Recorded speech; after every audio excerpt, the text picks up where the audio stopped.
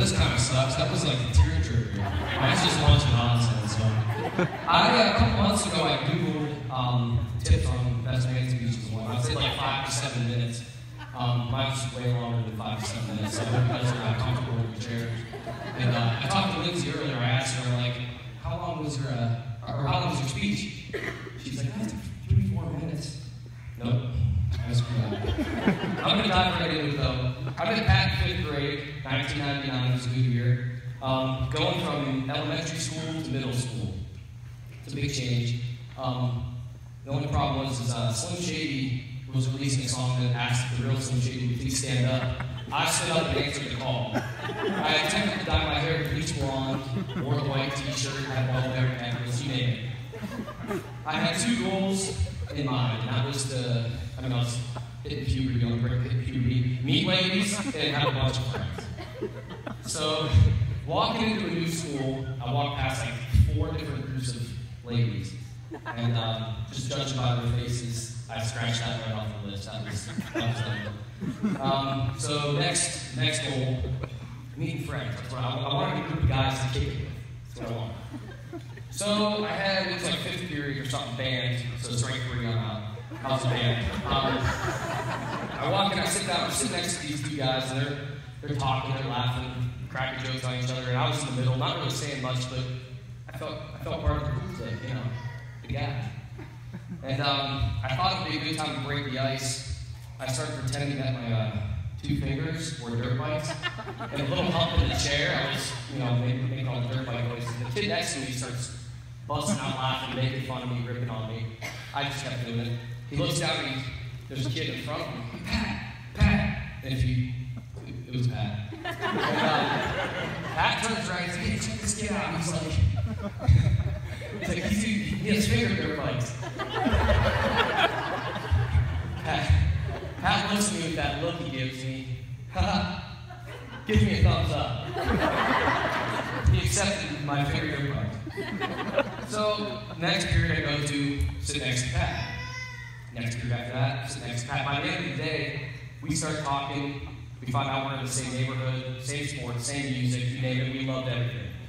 And we planned our first hangout sesh, hung out. The rest is history. We were best friends inseparable.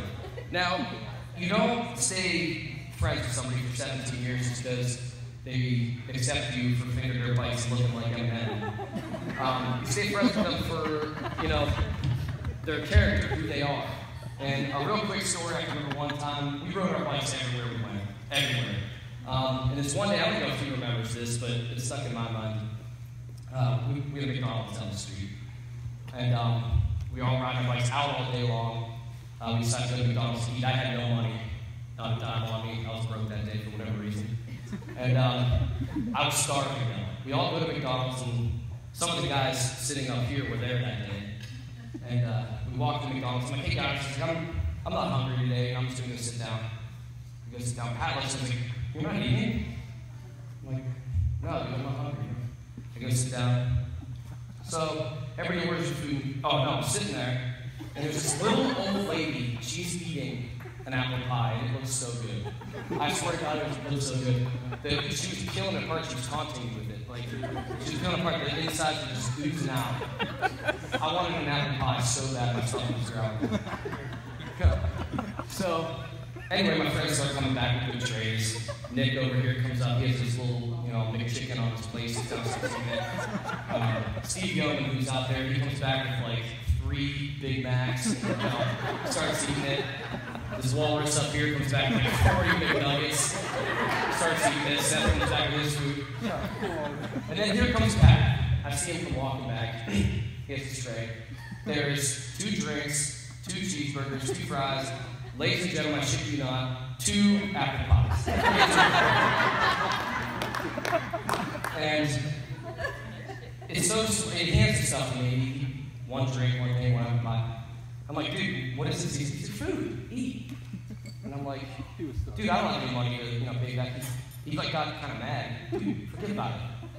Okay, that's a McDonald's story. But that's one story that stuck out in my mind. What type of person he is. He's been there for me literally for everything. From helping me with school, relationships, friendships, you name it. Pat's been there since day one. Well, 1999, not really. And, you know, that goes back to his parents. I don't know where Big Pat and Kevin are right now. I don't know where they're at. There they are. There they are. You know, there's a couple things you guys should know. You guys raised a beautiful baby boy. He's great. And you guys should also know that me and Pat watched more Cinemax porn at your guys' house. Ever imagine.